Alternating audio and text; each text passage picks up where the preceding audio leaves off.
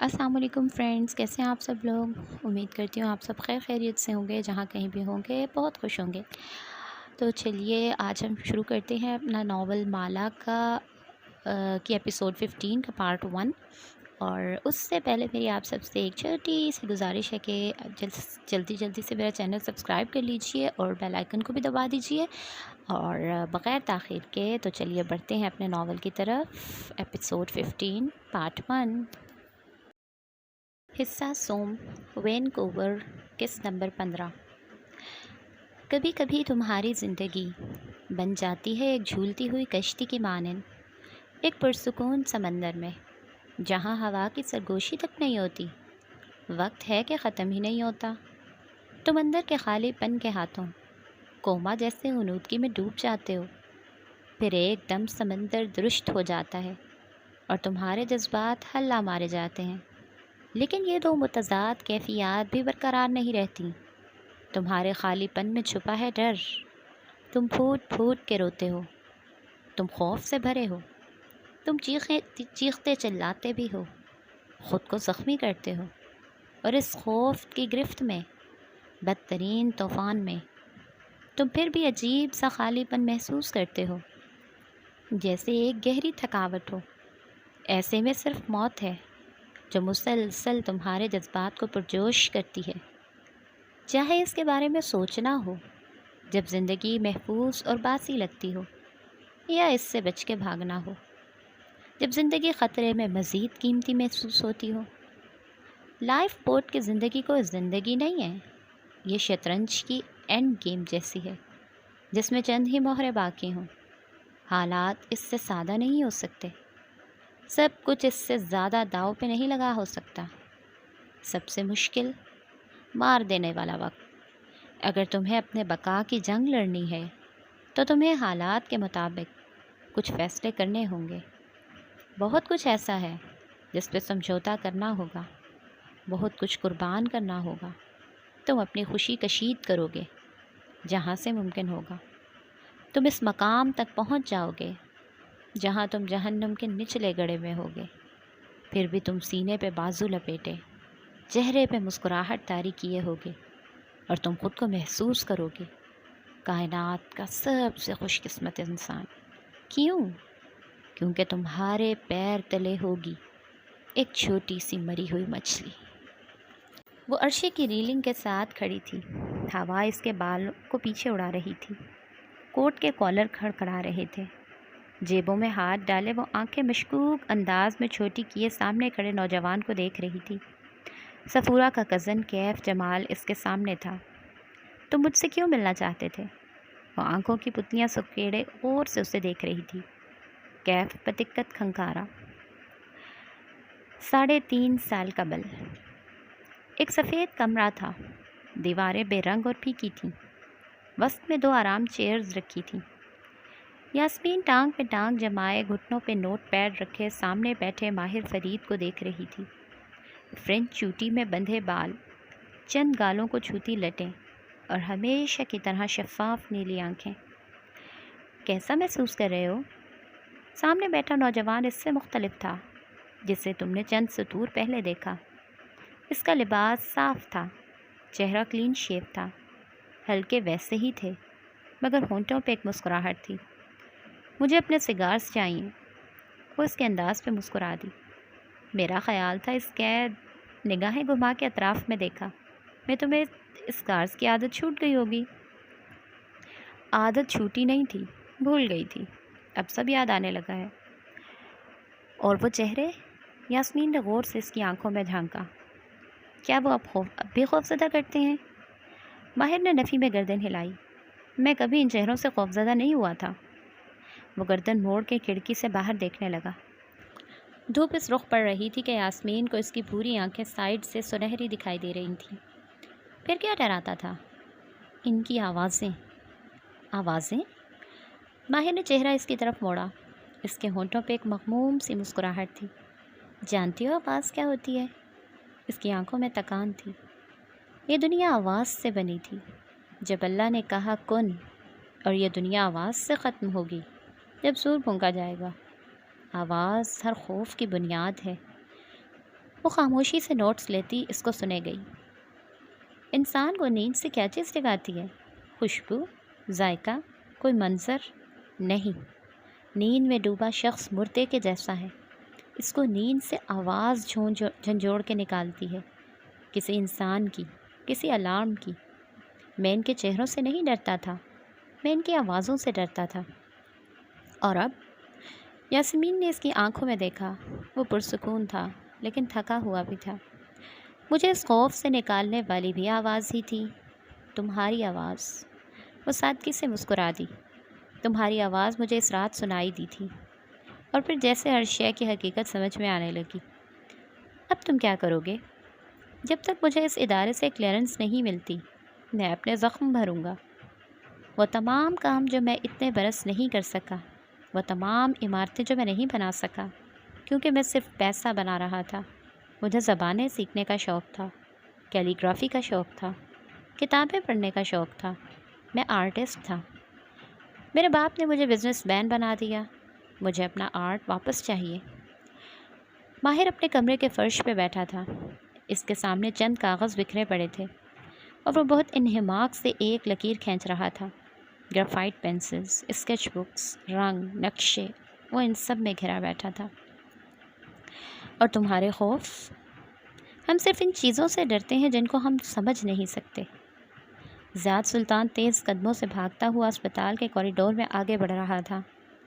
ایک کمرے کے سامنے وہ ٹھہرا۔ دروازے کے شیشے کے شگاف سے وہ اندر کا منظر دیکھ سکتا تھا۔ اس کی آنکھیں نم ہوئیں۔ بیڈ پر نالیوں سے جکڑی نگینہ بیگم آنکھیں مودے دکھائی دے رہی تھیں۔ انسان اپنے خوف کو سمجھ جائے تو وہ خوف ہوا ہو جاتا ہے۔ زیاد ان کے بیڈ کے ساتھ بیٹھا تھا، ان کا ہاتھ اپنے ہاتھوں میں تھامے۔ وہ حساسیت سے ان کا چہرہ دیکھ رہا تھا۔ نگینہ بیگم نے دھیرے سے آنکھیں کھولی۔ وہ چند دنوں میں ہی ہڈیوں کا ڈھیر بن چکی تھی۔ یہ سب ایک شخص کی وجہ سے ہوا ہے۔ ان کی آواز کانپی۔ اس نے میرے اوپر جادو کیا ہے۔ تنفس تیز تھا۔ کون؟ زیاد کے اعصاب تن گئے، آنکھوں میں سرخی سی اتری۔ ماہر فرید، وہ اس کی آنکھوں میں دیکھ رہی تھی۔ وہ لڑکی جس کو تم اب تک نہیں مار سکے، اس کے دل پہ بھی اسی شخص کا قبضہ ہے زیاد۔ وہ دونوں ایک دوسرے کو پسند کرتے ہیں۔ زیاد کا چہرہ سرخ ہونے لگا، کنپٹی کی نس ابھرنے لگی۔ یہ وہ پہلی دفعہ تھا جب زیاد سلطان کے دل میں ماہر فرید کی نفرت کا بیج اپنے قدم جمانے لگا تھا۔ اس سے پہلے ماہر فرید اس کی ماں کے کلائنٹ کا دشمن تھا، ایک سائیڈ کریکٹر، اور اب وہ زیاد سلطان کی کہانی کا ویلن تھا۔ ماہر فرید سے اس سے برا بدلہ کیا ہوگا کہ تم اس کی محبوب لڑکی کو جان سے ہی مار دو۔ میں یہ نہیں کہتا کہ میں اب ٹھیک ہوں، وہ کسی ناسور کی طرح میرے جسم کو چوس رہے تھے۔ ان کے جانے سے زخم کا گھاؤ مندمل نہیں ہو گیا، اس میں وقت لگے گا۔ وہ انسٹیٹیوٹ کے لان میں ٹہل رہا تھا، اس کے ہاتھ میں تسبیح تھی۔ ارد گرد ویل چیئرز پہ آتے جاتے مریضوں سے بے نیاز، سر جھکائے وہ اپنی تسبیح کے دانے گرا رہا تھا۔ درختوں کے قریب سے اٹھتی سرگوشیاں کان سے ٹکرائیں، لیکن وہ چہرے کے تاثرات سپاٹ رکھے سامنے سے گزر گیا۔ اب بھی رات کو میرا جسم کانپنے لگتا ہے، ان کے زہر کا اثر آج بھی محسوس ہوتا ہے۔ میں اب بھی ان کی آوازیں سن سکتا ہوں۔ جادو ختم ہو جائے تب بھی انسان پہلے جیسا نہیں رہتا، وہ حساس ہو جاتا ہے۔ وہ کمرے میں دائیں سے بائیں ٹہل رہا تھا، ہاتھ میں ایک کتاب پکڑی تھی جسے وہ پڑھتا جا رہا تھا۔ دفعتاً درختوں کے قریب سے سرسراہٹ سنائی دی۔ اس نے کھلی کھڑکی کو دیکھا، پھر کتاب رکھ دی، کھڑکی کی کنڈی بند کی، زیر لب اعوذ باللہ پڑھا۔ تبھی دروازہ کھلا۔ گلابی اسکربز والی لڑکی ٹرے اور پانی کا گلاس لیے کھڑی تھی۔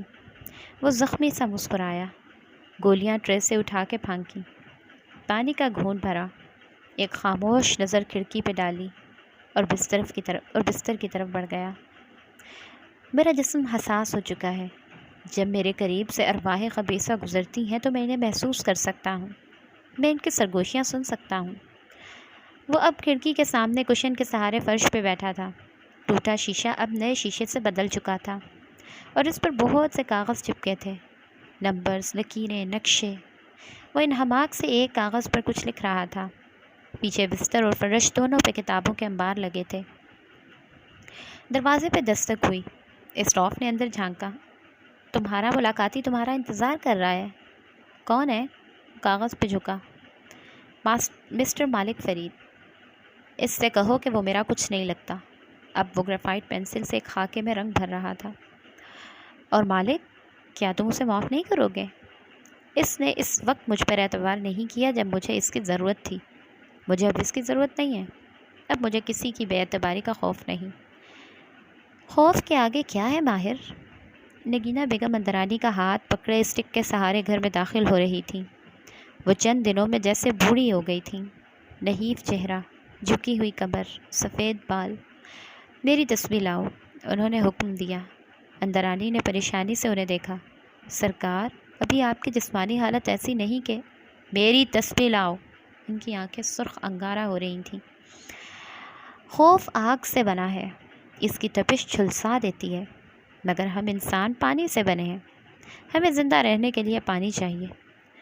اندرانی نے تسبیح تھمائی تو انہوں نے دیکھا، ان کے ہاتھ کپ کپا رہے تھے۔ انہوں نے آنکھیں بند کی اور منتر پڑھنا چاہا۔ وہ سب کہاں گئے؟ ان کے بہترین موکل، پہلے آصف اور اب وہ چاروں؟ وہ نہیں تھے، پکارنے پہ بھی نہیں آئے۔ وہ بھاگ گئے تھے، وہ آزاد ہو گئے تھے۔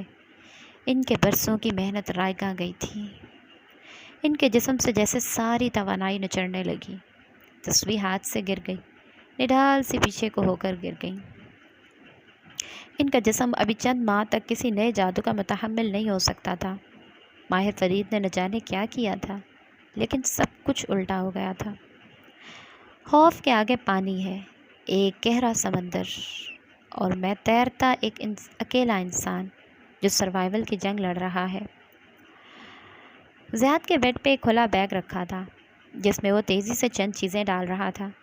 آہٹ پہ پلٹا۔ اندرانی چوکھٹ میں کھڑی اسے دیکھ رہی تھی۔ سرکار اس ہفتے گھر آ جائیں گی، کیا پھر وہ ہچکچایا، کوئی دم یا تعویذ نہیں کر سکیں گی؟ ان کے گھر میں جادو کا لفظ کہنا منع تھا۔ نگینہ سلطان نے بچپن سے زیاد کو ایک لفظ سکھایا تھا، دم، تعویذ، دعا۔ بس وہ یہی کرتی تھیں، اور وہ جانتا تھا، وہ سب جانتا تھا، لیکن اس کی لغت میں بس یہی الفاظ تھے۔ ان کا دم ان کے اوپر پلٹ کے آیا ہے۔ جب ایک دفعہ دم تعویذ پلٹ کے آئے تو ان کو کرنے والا کئی ماہ تک کچھ اور نہیں کر سکتا۔ اب جو کرنا ہے آپ ہی کو کرنا ہے۔ اس نے بیگ کی زپ بند کی۔ میں سرکار کے حکم کی تعمیل کے لیے واپس جا رہا ہوں، ان کا خیال رکھنا۔ اس کا چہرہ پتھرایا ہوا تھا۔ اور اس تاریک سمندر میں تیرتے انسان کو کس شے کی ضرورت ہوتی ہے؟ سروائیو کرنے کی تمنا، اپنی سمت کا معلوم ہونا، اور تصور۔ شمس تیزی سے گھر میں داخل ہوا۔ اس کا چہرہ سفید تھا۔ وہ سیدھا اپنے کمرے میں آیا۔ رابیل پریشانی سے اٹھ کھڑی ہوئی۔ تمہیں اور ہلال کو یہاں سے نکلنا ہے۔ تم پاکستان جاؤ گی؟ میرے بھائی کے گھر۔ میں کچھ دن بعد آؤں گا، مجھے کچھ کام کرنے ہیں۔ وہ تیزی سے کہتا لاکر سے کچھ نکال رہا تھا، نوٹوں کے بنڈل، پاسپورٹ، ایک پستول۔ رابیل جہاں تھیں وہیں کھڑی رہ گئی۔ ہاں، یہ تصور کرنا کہ میں کبھی اس سمندر کو پار کر لوں گا، میں ہر اس شے کے ساتھ سمجھوتا کر لوں گا جو پچھلے 7 ماہ میں ہوئی، اور اس سے پہلے بھی۔ میرے باپ کے جسم کا قتل، میری ماں کے دل کا قتل، میری روح کا قتل، میں سب کے ساتھ سمجھوتا کر لوں گا۔ ماہر نیلے ٹراؤزر شرٹ میں ملبوس قلعے کی سیڑھیاں اتر رہا تھا۔ لاؤنج میں آرام دہ صوفوں پہ جگہ جگہ اپنے آپ میں مگن مریض بیٹھے تھے۔ آخری زینے پہ وہ رکا۔ کھڑکی کے پردے کے ساتھ مالک فرید کھڑے تھے، سیاہ سوٹ میں ملبوس، کمر پہ ہاتھ باندھے۔ اس کی پیشانی پہ بل اتر آئے۔ وہ خاموشی سے پلٹ گیا۔ کل کسی نے شمس کو قتل کر دیا ہے۔ وہ جہاں تھا وہیں ٹھہر گیا، اور ساتھ میں سبرینا کو بھی۔ وہ بے یقینی سے ان کی طرف پلٹا۔ آنکھیں پلک جھپکنا بھول گئیں۔ سبرینا کے فون پہ کسی نے تمہاری طرف سے میسج بھیجا تھا، وہ تم سے ملنے گئی تھی جہاں یہ سب ہوا، وہ کہہ رہے تھے۔ پولیس تم سے پوچھ گچھ کے لیے آ رہی ہے۔ وہ چند لمحے ان کو دیکھتا رہا، پھر واپس پلٹ گیا۔ تیز تیز قدم اٹھاتا وہ اپنے کمرے تک آیا۔ Room number 555۔ دروازہ کھولا، اندر داخل ہوا، دروازہ تیزی سے بند کیا، اور کھڑکی کے ساتھ فرش پہ بیٹھ گیا۔ باہر درخت دکھائی دے رہے تھے اور ان کی سرگوشیاں بھی سنائی دے رہی تھیں۔ ماہر نے سختی سے کانوں پہ ہاتھ رکھ لیے اور سر گھٹنوں میں دے دیا۔ اس کا جسم پھر سے کانپنے لگا تھا۔ جن لوگوں کے سینے میں چھریاں گھونپی گئی ہوں، ان سے نہیں پوچھنا چاہیے کہ کیا وہ اپنی خوشی تلاش کر رہے ہیں؟ وہ خوشی کا سوچ بھی نہیں سکتے۔ وہ سروائیول کی جنگ لڑ رہے ہوتے ہیں، انہیں سروائیو کرنا ہوتا ہے۔ کچن کی کھڑکی کا شیشہ چھناکے سے ٹوٹا، پھر سیاہ دستانے والا ہاتھ اندر آیا اور لاک کھولا۔ چند لمحوں بعد زیاد سلطان داخل ہوتا دکھائی دیا۔ اس کے چہرے پہ سیاہ ماسک تھا اور آنکھیں دائیں بائیں ہر جگہ کو سکین کر رہی تھیں۔ وہ گھر خالی تھا، شمس اور رابیل کا گھر۔ لاؤنج میں ایک فوٹو فریم تھا جس میں رابیل اور شمس کے ساتھ ایک چھوٹی سی بچی مسکرا رہی تھی۔ اس کی آنکھیں بھوری اور پلکیں بڑی ہوئی تھیں اور گال میں ڈمپل پڑتا تھا۔ وہ چند لمحے اس فریم کے سامنے کھڑا اسے دیکھتا رہا۔ یہ لڑکی ہر شے کی قصوروار تھی، سب اسی کی وجہ سے ہو رہا تھا۔ زیاد سلطان نے زندگی میں کبھی کسی سے اتنی نفرت نہیں کی تھی جتنی اسے اس لڑکی سے محسوس ہوئی تھی۔ اور وہ آوازیں، میں اب صرف ان کو نظر انداز کرتا ہوں۔ اگر ان کو سننے لگوں تو وہ مجھے پاگل کر دیں گی۔ ان کو نظر انداز کرنے کے لیے کیا کرو گے؟ مجھے خود کو ہیل کرنا ہے، مجھے اس حالت سے نکلنا ہے۔ انہوں نے میری اس شے کو ایکسپلائٹ کیا ہے، میری شخصیت کا حصہ تھی، میرا غصہ، میرا کام کرنے کا شوق، مجھے ان سب کو بدلنا ہے۔ اس قلعے کا نما عمارت کا گیٹ کھلا اور وہ پیدل چلتا ہوا باہر نکلا۔ اس نے ابھی تک اسپتال کا لباس پہن رکھا تھا۔ سورج تیز تھا، بہت عرصے بعد بادلوں کی اوٹ سے ایسا سورج نکلا تھا۔ ماہر نے ماتھے پہ ہاتھ کا چھجا بنا لیا۔ سامنے ایک کار کھڑی تھی۔ مالک فرید اس کار کی پچھلی نشست پہ بیٹھے تھے۔ ڈرائیور دروازے پر مستعد سا کھڑا تھا۔ وہ قدم قدم چلتا ان تک آیا۔ مالک نے بٹن دبایا، کھڑکی کا شیشہ نیچے ہوا۔ وہ ان کو نہیں دیکھ رہا تھا۔ اس نے ڈرائیور کو دیکھتے ہوئے ہتھیلی پھیلائی۔ ڈرائیور نے قدرے تحمل سے چابی اس کے ہاتھ پہ رکھی۔ وہ ان کو دیکھے بنا پلٹ گیا۔ قریب میں ایک ہارلے ڈیوسن بائک کھڑا تھا۔ اس نے بائک پہ رکھا ہیلمٹ پہنا اور چند لمحوں بعد وہ ان کی کار کے قریب سے زن سے گزر گیا۔ عبد المالک فرید خاموش نظروں سے اس کو جاتے دیکھتے گئے، پھر بٹن دبایا، شیشہ اوپر اٹھنے لگا۔ یہاں سے نکل کے کیا کرو گے؟ میں اپنے ایسیٹس کو کمپنی سے علیحدہ کروں گا اور پھر یہ ملک چھوڑ دوں گا۔ وہ ہوٹل کا ایک کوریڈور تھا، کمروں کے دروازوں کی قطاریں تھیں۔ مالک فرید ایک دروازے کے سامنے رکے۔ اس کا نمبر 555 تھا۔ وہ تلخی سے مسکرائے، پھر انگلی کی پشت سے دستک دی۔ وہ اندر بیٹھا تھا، لیپ ٹاپ گود میں رکھا تھا اور اسکرین کی روشنی میں چہرہ دمک رہا تھا۔ دستک پہ چونک کے دروازے کو دیکھا، پھر لیپ ٹاپ فولڈ کر کے اٹھنے لگا جب آواز سنائی دی، ماہر، مجھے تم سے ملنا ہے۔ ان کی آواز میں شکست کی رمق سی تھی۔ لیپ ٹاپ فولڈ کرتا اس کا ہاتھ ٹھہر گیا، چہرہ سپاٹ ہو گیا، خاموشی سے واپس پیر اوپر رکھے اور اسکرین کی طرف متوجہ ہو گیا۔ دستک ایک دفعہ پھر ہوئی۔ ماہر نے کانوں میں ایئرپوڈس ٹھونس لیے۔ ملک کیوں چھوڑو گے؟ کیونکہ یہاں ماہر فرید پہ کوئی اعتبار نہیں کرتا۔ یہاں میں صرف ایک سائیکوپیتھ ہوں جس نے آفس میں سب کے سامنے اپنے سیکریٹری کا سر پھاڑا تھا، جس نے شمس کو جان سے مارنے کی کوشش کی تھی۔ وہ اس گھر کے دروازے کے اسٹیپس کے سامنے کھڑا تھا۔ چھوٹا سا لان، چند پودے مجھے مرجھائے ہوئے تھے، کچن کی کھڑکی کا ٹوٹا ہوا شیشہ، لاک بھی کھلا تھا۔ کوئی رابیل کی غیر موجودگی میں وہاں آیا تھا۔ ماہر نے دروازہ کھولا۔ ہال وے کے سرے پہ وہ وال ہینگنگ اسی طرح آویزاں تھی، مون فیزز، چاند کے ادوار، ہلال سے بدر اور بدر سے ہلال تک کا سفر۔ وہ چند لمحے اسے دیکھتا رہا، چہرے پہ الجھن تھی۔ ہلال کہاں گئی؟ اس کی ماں کا اب تک کیوں نہیں پتہ چلا؟ تو مالک کو سزا۔ زیاد سلطان ڈرائیو کرتے ہوئے موبائل پہ ایک لوکیشن دیکھ رہا تھا۔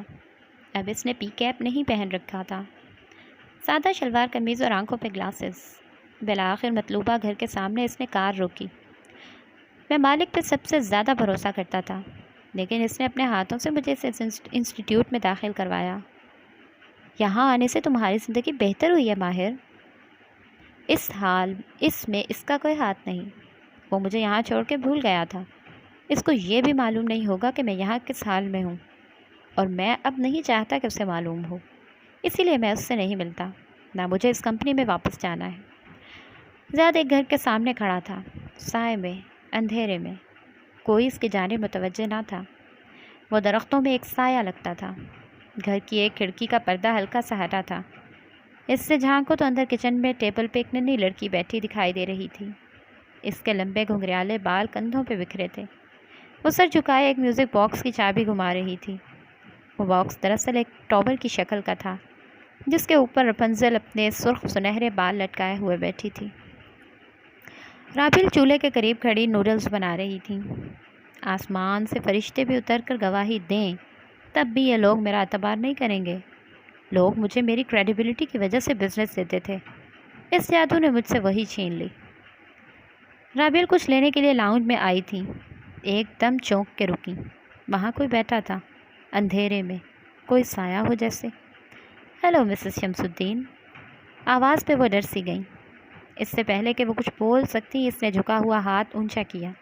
اس میں ایک سائلنسر لگا ریٹا تھا۔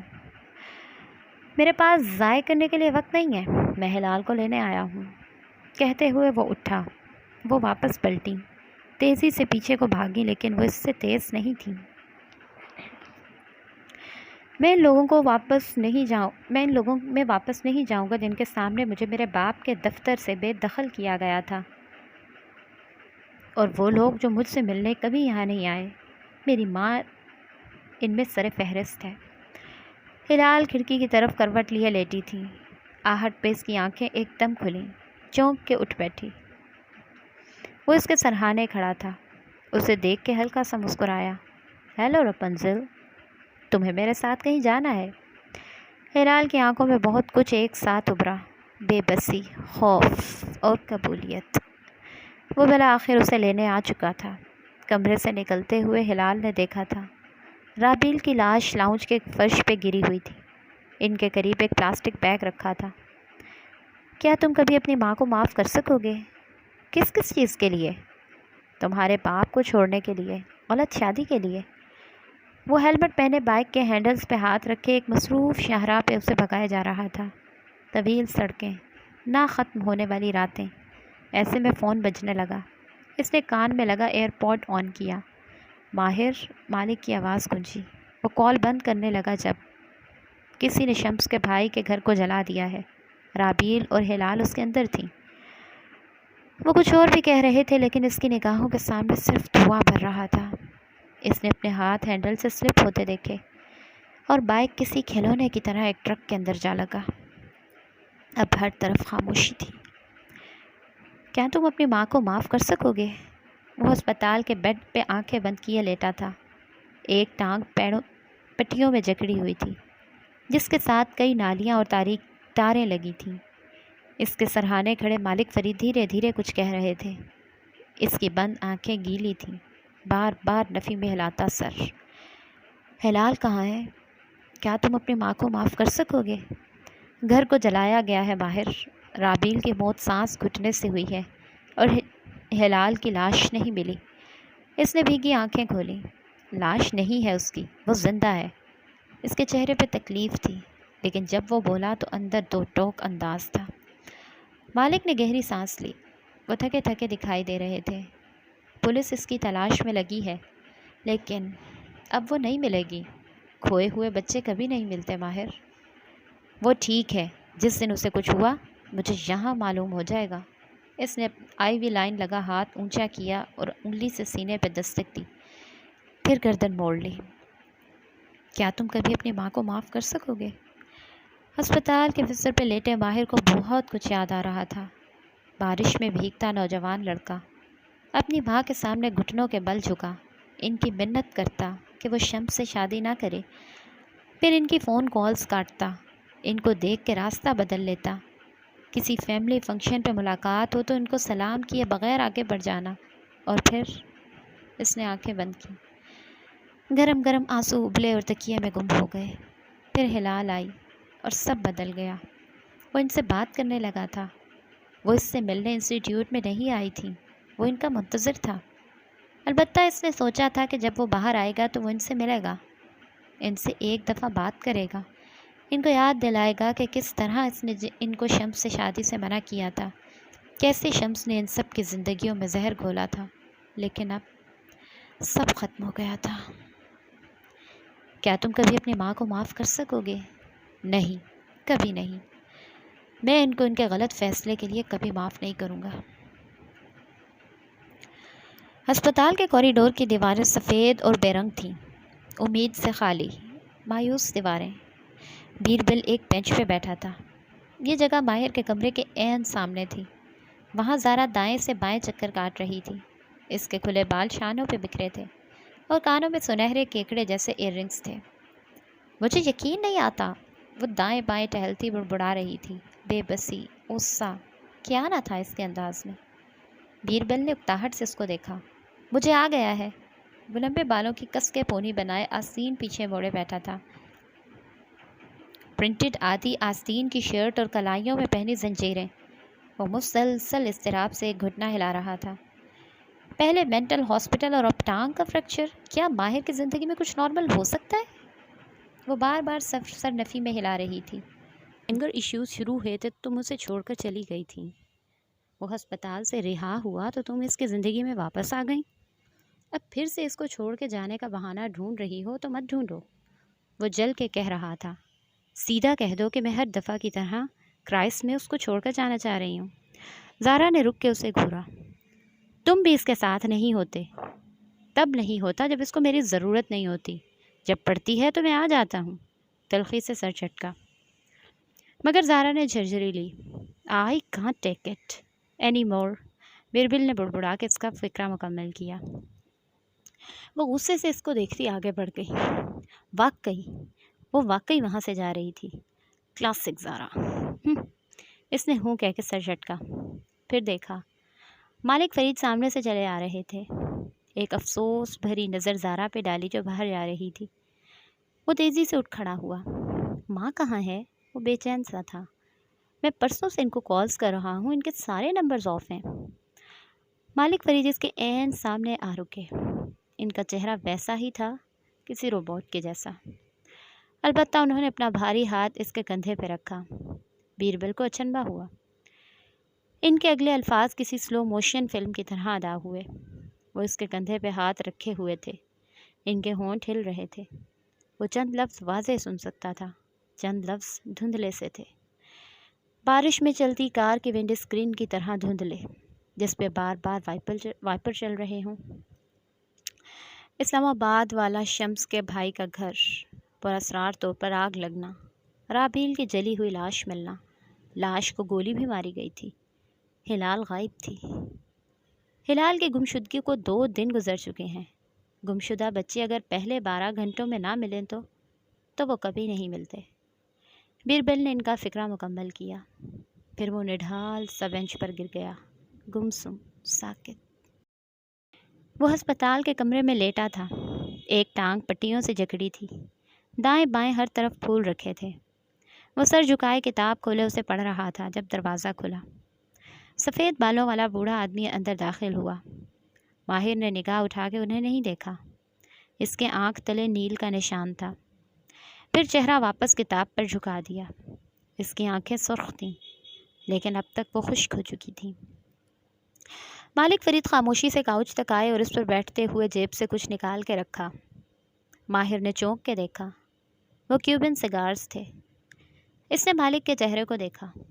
وہ جھک کے 2 سگار نکال رہے تھے، پھر سیدھے ہوئے، چاقو سے اسے تراشا، پھر ایک اس کی طرف بڑھایا۔ اس نے کتاب موڑ کے رکھ دی اور سگار تھام لیا۔ وہ اب لائٹر جلا رہے تھے۔ وہ انہیں دیکھے گیا۔ پہلے انہوں نے اپنا سگار سلگایا، پھر نگاہ اٹھا کے اسے دیکھا۔ اس نے فوراً نگاہ سگار پر لگا دی۔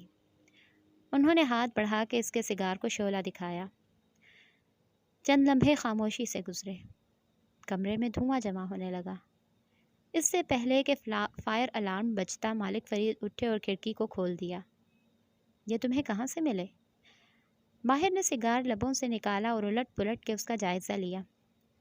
یہ ان پرانے سگارز میں سے تھے جو اس کے خیال میں اس کے ملازم غائب کر دیتے تھے، تمہارے ڈائننگ روم کے ریک کے نچلے خانے سے۔ وہاں کس نے رکھے؟ وہ چونکا۔ مالک نے پلٹ کے جتاتی نظروں سے اسے دیکھا، وہ جس کا ہاتھ بس اسی خانے تک جاتا تھا۔ وہ اپنی جگہ سے نہیں ہل سکا۔ اس کو تمہارے سگارز پسند نہ تھے، وہ جب آتی تھی ان کو چھپا دیتی تھی۔ تمہیں کیسے معلوم؟ اس کے حلق میں آنسوؤں کا گولا سٹکا۔ میں نے اسے یہ کرتے ہوئے کئی دفعہ دیکھا ہے۔ مجھے کیوں نہیں بتایا؟ میں نے کئی ملازم اسی وجہ سے فارغ کیے تھے کہ اس کی آواز رند گئی۔ میں ہر بات بتانا ضروری نہیں سمجھتا۔ ایک کش بھرا اور اس کی طرف پلٹے۔ تم اب دوبارہ بائک نہیں چلاؤ گے۔ ان کا لہجہ حتمی تھا۔ اس نے دھیرے سے اس بات میں سر ہلا دیا۔ مالک فرید نے ایک نگاہ اس کی ٹانگ کی پٹی پہ ڈالی، پھر شانے اچکائے۔ ٹانگ ہی ہے، ٹانگیں ٹوٹتی رہتی ہیں، جلد ٹھیک ہو کے گھر آؤ۔ اور باہر نکل گئے۔ اس نے ادھ پیا سگار ٹریش کین کی طرف اچھال دیا۔ وہ اب ان کو کبھی ہاتھ نہیں لگا سکتا تھا۔ وہ ٹریش کین میں پھینکنے سگارز کو دیکھ رہا تھا۔ آنسو آنکھ کے کنارے پٹکے تھے۔ ذہن میں ایک تصویر سے ابھر رہی تھی، چاند کے ادوار، ہلال سے بدر اور بدر سے ہلال تک کا سفر۔ جب آپ واپس آؤ گے تو میں یہاں نہیں ہوں گی، میں انتظار کروں گی، بدر کا انتظار۔ وہ میرا دوست ہے، ہم ساتھ بڑے ہوں گے۔ وہ بھیگی آنکھوں سے سگار کے انگارہ ہوئے کنارے کو دیکھ رہا تھا۔ ایک سفید ٹوسون سڑک پہ تیزی سے بھاگ رہی تھی۔ اس کے شیشے سیاہ تھے۔ باہر پھیلے سرسبز کھیت سیاہی کا چشمہ چڑھائے دکھائی دے رہے تھے۔ فرنٹ سیٹ پہ وہ بیٹھی تھی۔ گھنگریالے لمبے بال کمر پر گر رہے تھے۔ سیٹ بیلٹ پہنی ہوئی تھی۔ دونوں ہاتھ زپ ٹائز سے سامنے کو بندھے تھے اور ان پر کپڑا رکھا تھا۔ وہ خاموشی سے کھڑکی سے باہر دیکھ رہی تھی۔ زیاد سلطان نے ایک سلگتی نظر اس پر ڈالی، پھر واپس سامنے دیکھنے لگا۔ اس لڑکی کی وجہ سے اس نے چند دن پہلے اپنے کریئر کا سب سے تکلیف دہ قتل کیا تھا۔ اس کے پاس اس قتل کے بہت سے طریقے تھے۔ جیسا کہ اس نے نگینہ سلطان سے کہا تھا، قتل ایک آرٹ ہے اور اس قتل کو ایکسیڈنٹ لگنا چاہیے تھا۔ اور پھر اس لڑکی کو مارنا سرکار کا حکم تھا۔ اس کو مارنا ماہر فرید کے ساتھ انتقام تھا۔ وہ اپنی مرضی سے اس لڑکی کو کہیں بھی بلا سکتا تھا۔ وہ کسی اور کے ہاتھوں اس کو ایک نفیس سے حادثے میں مار سکتا تھا۔ کسی کو بھی شک نہ ہوتا کہ اسے قتل کیا گیا ہے۔ لیکن زیاد نے ایسا نہیں کیا۔ اس نے وہی روایتی طریقہ استعمال کیا۔ اس لڑکی کو ماہر کے نمبر سے میسج بھیجا، کیا ہم مل سکتے ہیں؟ میں اس ایڈریس پہ تمہارا منتظر ہوں، ارجنٹ۔ اسے امید تھی وہ نہیں آئے گی۔ اس نے اتنی فلمیں دیکھ رکھی ہوں گی کہ وہ اس سازش کو بھانپ جائے گی۔ وہ ماہر کے ہسپتال فون کر دے گی۔ اسے معلوم ہو جائے گا کہ ماہر وہاں سے نہیں نکلا۔ وہ اسے کیسے بلا سکتا ہے؟ اسے سوچنا چاہیے نا۔ وہ سوچے گی، وہ نہیں آئے گی، اور وہ سرکار سے کہے گا کہ وہ بھاگ گئی ہے، کہیں ایسی جگہ چھپ گئی ہے جہاں سے وہ اسے نہیں ڈھونڈ سکتا۔ وہ سرکار کے کچھ احکامات ٹال سکتا تھا، لیکن ہر حکم نہیں۔ وہ ان کی طاقت سے بھی واقف تھا، اور وہ نہیں چاہتا تھا کہ وہ جان پائیں کہ اس کے دل میں کیا چل رہا ہے۔ زیاد کو یہ بھول گیا تھا کہ سرکار کو یہ جاننے کے لیے کسی جادو کی ضرورت نہیں تھی۔ وہ اس کی ماں تھی، اور اکثر موقعوں پہ وہ اس کو کسی کتاب کی طرح پڑھ سکتی تھی۔ اسے یہ بھی نہیں معلوم تھا کہ اس روز سبرینا کی سالگرہ تھی۔ شمس اس خالی سے اپارٹمنٹ میں صوفے پہ بیٹھا تھا۔ ایک طرف ایش ٹرے رکھی تھی جس میں گرتی راکھ بڑھتی جا رہی تھی۔ وہ چھت کو دیکھتے ہوئے کچھ سوچ رہا تھا جب اس کا موبائل بجا۔ وہ ایک دم چونکا۔ اس نے ابھی نمبر تبدیل کیا تھا، پھر کیسے؟ اسکرین کو دیکھ کے گہری سانس خارج کی۔ وہ ای میل تھی، ورنہ کسی کو اس کے نمبر کا کیسے معلوم ہو سکتا تھا؟ اس نے ای میل کھولی۔ سبرینا، وہ چونکا۔ میرے پاس آپ کے لاکر سے نکالی گئی ایک شے ہے۔ اس کے علاوہ چند اہم معلومات جو مجھے سرکار کے بارے میں ملی ہیں۔ میں آپ کو سرکار سے بچا سکتی ہوں، اور ہلال کو بھی۔ مجھے اور آپ کو ایک معاہدہ کرنا ہے۔ اگر آپ کو اپنی بیوی اور بیٹی کو بچانا ہے تو اس پر جگہ پر آ جائیں۔ نیچے لوکیشن اور وقت درج تھا۔ شمس نے تھوک نکلا۔ اس کی رنگت اڑ چکی تھی اور اسے فیصلہ کرنا تھا۔ کیا یہ ای میل واقعی سبرینا نے کی تھی؟ کیا سبرینا ان لوگوں کے ساتھ ملی ہوئی تھی؟ کیا وہ ان سے الگ تھی؟ نہیں، وہ ان کے ساتھ ملی ہوئی نہیں تھی۔ وہ تو خود اس کو مارنا چاہ رہے تھے۔ لیکن وہ البم، وہ اسے چاہیے تھا۔ وہ سرکار کے گناہوں کا ثبوت تھا۔ اس نے کار کی چابی اٹھائی جس پہ رینٹل کا ٹیگ تھا اور صوفے سے اٹھ گیا۔ اگر اس کے پاس ہلال کو بچانے کا کوئی راستہ تھا تو وہ اس راستے پر قدم رکھ لے گا۔ زیاد سلطان جانتا تھا شمس کہاں چھپا ہے، اس کی بیوی اور بیٹی کہاں ہیں، وہ ان تک بھی پہنچ جائے گا۔ اسے شمس کو صرف اس کے اپارٹمنٹ سے نکال کر باہر سڑک تک لانا تھا۔ وہ جانتا تھا کہ شمس آ جائے گا۔ وہ ایک بے چین روح کے مانند تھا۔ اسے سبرینا کی ای میل کے بعد چین نہیں آئے گا، لیکن اسے سبرینا سے وہاں آنے کی امید نہیں تھی۔ وہ لڑکی جس کو تم ابھی تک مار نہیں سکے، اس کے دل پر بھی ماہر فرید کا قبضہ ہے۔ سو یہ طے ہوا کہ محبت محتاط سے محتاط انسان کو بھی اس کی حفاظتی دیوار نیچے کرنے پر مجبور کر دیتی ہے۔ وہ اس کی محبت میں مبتلا تھی۔ وہ اس سے ملاقات کے منتظر تھی۔ وہ کیسے نہ آتی؟ ماہر سے ملنے وہ کئی دفعہ ذہنی امراض کے دائرے گئی تھی۔ ہر دفعہ وہ واپس نکلتی تو اس کا چہرہ بجھا ہوا ہوتا تھا۔ وہ جانتا تھا کہ وہ سائیکوپیتھ اس سے نہیں ملتا تھا۔ پھر اس نے جانا بھی چھوڑ دیا۔ وہ اس کو وقت دینا چاہتی تھی، اور اب اس کا میسج ملتے ہی وہ مطلوبہ جگہ پر موجود تھی، بس اسٹاپ کے ساتھ کھڑی۔ گوگل لوکیشن سے جگہ کا تعین کرتی وہ دائیں بائیں دیکھ رہی تھی۔ اس نے لمبا سب سویٹر پہن رکھا تھا، سیاہ بال اونچی پونی میں بندھے تھے، کانوں میں گول سلور ایئر رنگز تھے جیسے چوڑیاں۔ وہ اشتیاق سے دائیں بائیں دیکھ رہی تھی۔ اس کے ہاتھ میں کچھ تھا، ایک باکس جس پہ بیکری کا لوگو تھا۔ وہ ماہر کا انتظار کر رہی تھی۔ وہ سڑک کی دوسری جانب ایک گلی کے دہانے پہ ڈمپسٹر کے ساتھ کھڑا خاموشی سے اسے دیکھ رہا تھا۔ اس نے سیاہ پی کیپ کے ساتھ سیاہ ماسک پہن رکھا تھا، گردن کے گرد مفلر بندھا تھا۔ جیکٹ کی جیبوں میں ہاتھ ڈالے وہ بس اسے دیکھے جا رہا تھا۔ پھر اس نے شمس کو اس کی طرف بڑھتے دیکھا۔ وہ شمس کو دیکھ کے حیران ہوئی تھی۔ وہ اس کو کچھ کہہ رہا تھا اور وہ نفی میں سر ہلا رہی تھی۔ شمس کا چہرہ سرخ ہو رہا تھا اور وہ پریشان ہو گئی تھی۔ پھر وہ تیزی سے آگے بڑھی۔ وہ سڑک کراس کرنا چاہ رہی تھی۔ زیاد نے کان میں لگے ایئر پوڈز کو دبایا۔ اس نے کسی کو اشارہ دیا۔ اگلے چند لمحے کسی سلو موشن فلم کی طرح گزرے۔ اس جاب کے لیے اس نے سب کانٹریکٹر ہائر کیا تھا۔ دور سے ایک ٹرک تیزی سے آتا دکھائی دیا۔ اندھا دھند ٹرک ایک دم سائیڈ واک پہ چڑھ گیا۔ بہت سے شیشے ٹوٹے، دھماکہ سا ہوا، چیخیں، آگ، سیاہ دھواں۔ ٹرک ڈرائیور کے سامنے ایئر بیگز کھل چکے تھے۔ اس نے دروازے سے چھلانگ لگائی اور تیزی سے بھاگتا ہوا ایک گلی میں گم ہو گیا جہاں ایک بائک اس کا منتظر تھا، اور یہاں اس کی جاب ختم ہو چکی تھی۔ پولیس اس سب کانٹریکٹر کا تعاقب کرے گی جس کو اس نے اپنے حصے کی کئی گنا کم رقم ادا کی تھی۔ جس بائک پہ اس نے فرار ہونا تھا، اس کے ڈرائیور کو حکم تھا کہ وہ چند میل دور جا کے اسے گرا دے گا، کسی سڑک پہ اندھی ٹریفک کے درمیان۔ یوں اس قتل کی جاب کے تمام سوراخ بند ہو جائیں گے۔ سبرینا اور شمس کو مارنے والا ڈرائیور جو پولیس کے ڈر سے بھاگا تھا وہیں مر جائے گا، تمام ثبوتوں اور شواہد کے ساتھ۔ رہا زیاد سلطان، تو وہ جس اندھیر گلی میں کھڑا اس جاب کو سپروائز کر رہا تھا، اسے وہیں سے واپس پلٹ جانا چاہیے تھا۔ اس نے بہت نفاست سے تمام شواہد ختم کر دیے تھے، لیکن وہ سڑک کنارے گری پڑی تھی۔ اس کے سر سے خون ابل رہا تھا۔ وہ رک رک کے سانس لے رہی تھی۔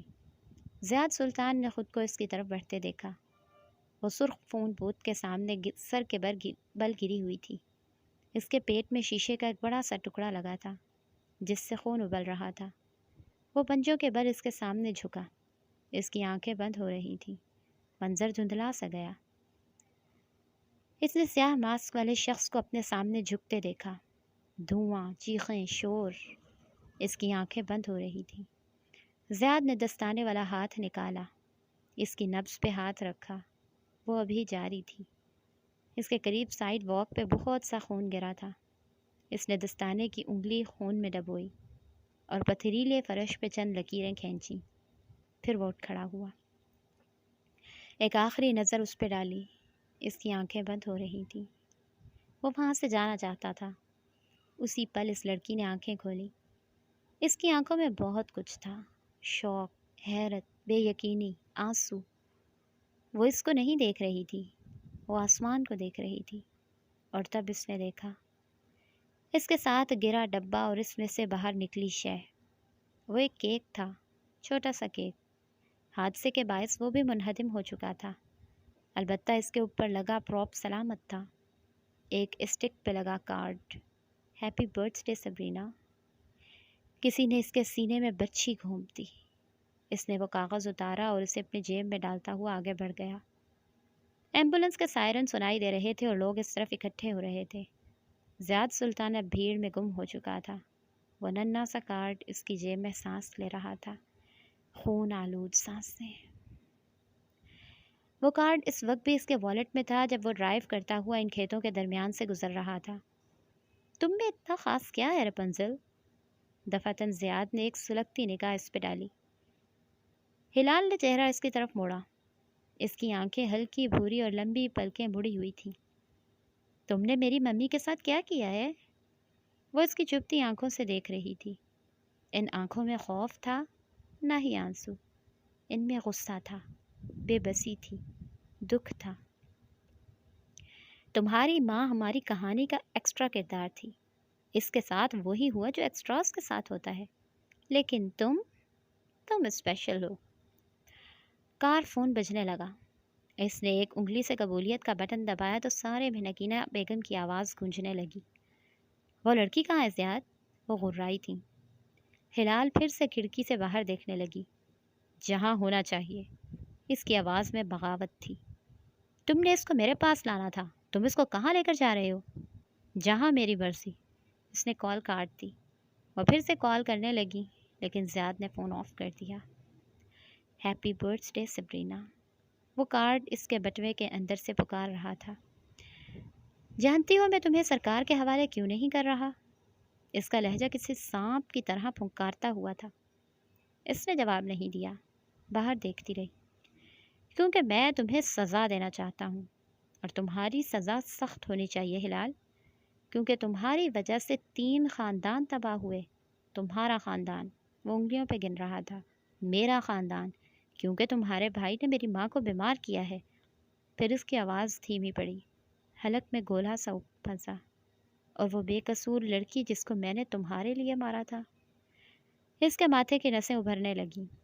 ایکسلریٹر پہ پیر کا دباؤ بڑھتا گیا۔ کار کی سپیڈ تیز ہو گئی۔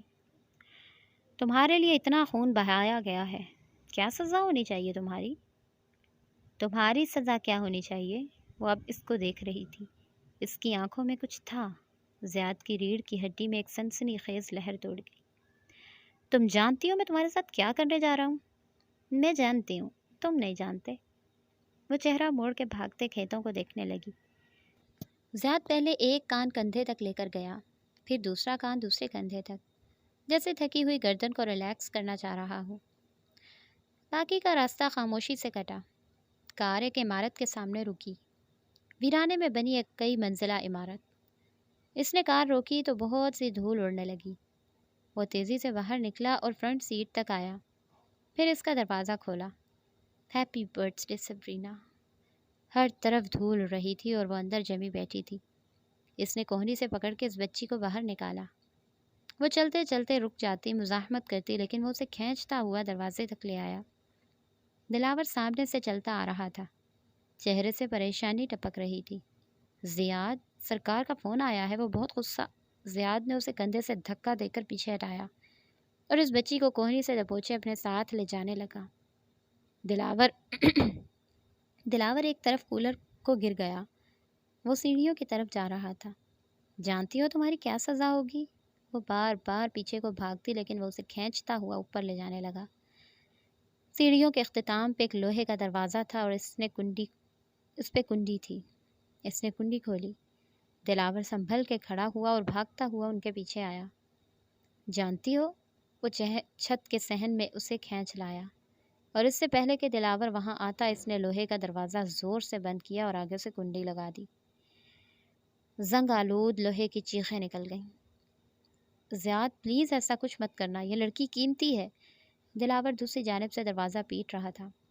کیا ہوگی تمہاری سزا؟ وہ اس کی کوہنی سے پکڑ کے منڈیر تک لایا اور ایک جھٹکے سے کوہنی چھوڑی۔ اب وہ دونوں آمنے سامنے کھڑے تھے، چھت کے دہانے۔ ہلال نے دھوپ سے آنکھیں چھوٹی کر کے اسے دیکھا۔ اس کے گھنگریالے بال ہوا سے پیچھے کو اڑ رہے تھے۔ ہیپی برتھ ڈے سبرینا، جانتی ہو تمہاری سزا کیا ہے؟ وہ حلق کے بل چلایا۔ وہ چند لمحے اسے دیکھتی رہی، آنکھوں میں بہت سے چبھن لیے، پھر ہونٹ کھولے۔ کوئی تم سے کبھی محبت نہیں کرے گا۔ اس کی آنکھوں میں ترس در آیا۔ زیاد سلطان کے چہرے کی رنگت متغیر ہوئی۔ میں تمہیں، کوئی تم سے محبت نہیں کرے گا۔ میری ماں مجھ سے محبت کرتی ہے، ایک ایک لفظ پہ زور دیا۔ دروازہ ہنوز دھڑ دھڑایا جا رہا تھا۔ مگر وہ مر جائے گی۔ وہ بنا پلک جھپکے اسے دیکھ رہی تھی۔ چھت کے کونے میں بنے ایک کمرے کی کھڑکی میں ایک سایہ سا تھا، کوئی وہاں اسے دیکھ رہا تھا۔ تمہاری وجہ سے میری ماں مر جائے گی، تمہاری بھائی کی وجہ سے۔ وہ بولا تو اس کی آواز میں غراہٹ تھی، کرب تھا۔ تمہاری وجہ سے وہ لڑکی اپنی جان سے گئی، تم وجہ ہو ہر چیز کی، اور آج، اس نے آستین سے ماتھے پہ آیا پسینہ صاف کیا، آج ہم اس وجہ کو ختم کر دیں گے۔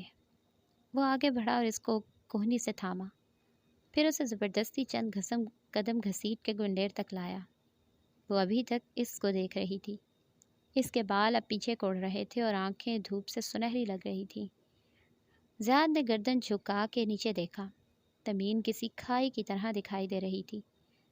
ہر رپنزل کو بچانے کے لیے شہزادہ نہیں آیا کرتا، وہ اس کو دیکھتے ہوئے طنز سے کہہ رہا تھا۔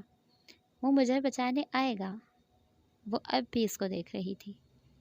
یہاں کوئی نہیں ہے جو تمہیں بچانے آئے، تم اسے نہیں جانتے۔ وہ آخر میں ہلکا سا مسکرائی۔ اس کی مسکراہٹ میں سارے زمانے کی سوگواریت تھی۔ وہ مسکراہٹ اس کا مذاق اڑا رہی تھی۔ لوہے کے دروازے کے پار کھڑا دلاور مسلسل اسے پیٹ رہا تھا۔ سرکار، اس کے سر پہ خون سوار ہے، شاید اس نے اپنی دوا نہیں لی، میں یہ دروازہ نہیں توڑ سکتا۔ زیاد منڈیر کے کنارے کھڑا اس کی کوہنی دبوچے اس چھوٹی سی لڑکی کی آنکھوں میں دیکھ رہا تھا۔ وہ بھی گردن اٹھائے اسے دیکھ رہی تھی۔ اس کی سنہری آنکھوں میں بہت کچھ تھا، چبھن، ملامت، ترس۔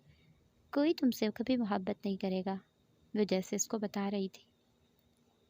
اب اس کی آنکھوں میں کچھ نہ تھا، نہ خوف، نہ پریشانی، بس ایک سوگواریت تھی، ترحم، افسوس۔ اور اگلے ہی لمحے زیاد سلطان نے اس کی کوہنی چھوڑ دی، پھر اسے دونوں شانوں سے پکڑا اور پیچھے کو دھکا دے دیا۔ وہ کسی گڑیا کی طرح اڑتی ہوئی اونچی چھت سے نیچے جا گری۔ ایک لمحے کے لیے ساری دنیا ساکن ہو گئی۔ اگلے لمحے زیاد سلطان نے گردن جھکا کے دیکھا، نیچے، بہت نیچے، مٹی پہ وہ سر کے بل گری ہوئی تھی۔ اس کی آنکھیں بند تھیں اور سر کے پیچھے سے خون نکلتا ایک سرخ تالاب بنا رہا تھا۔ ہاتھ سامنے کو ابھی تک زپ ٹائز میں بندھے تھے۔ اسے اب کوئی آواز نہیں سنائی دے رہی تھی، سوائے ایک آواز کے، ہیپی برتھ ڈے سبرینا۔ سینکڑوں میل اور کئی سمندر دور ہسپتال کے کمرے میں لیٹا ماہر ایک دم سے اٹھ بیٹھا تھا۔ اس کے ارد گرد اندھیرا تھا، ٹانگ پٹی میں جکڑی ہوئی تھی، ہاتھ پہ آئی وی لائن لگی تھی۔ اس نے بے اختیار ہاتھ چھڑانا چاہا، سوئی نکل گئی، خون کے قطرے ہاتھ سے گرنے لگے۔ وہ گہرے گہرے سانس لیتا ان قطروں کو دیکھتا رہا۔ ہلال، اس نے سینے پہ ہاتھ رکھا، وہاں عجیب سا درد اٹھا تھا۔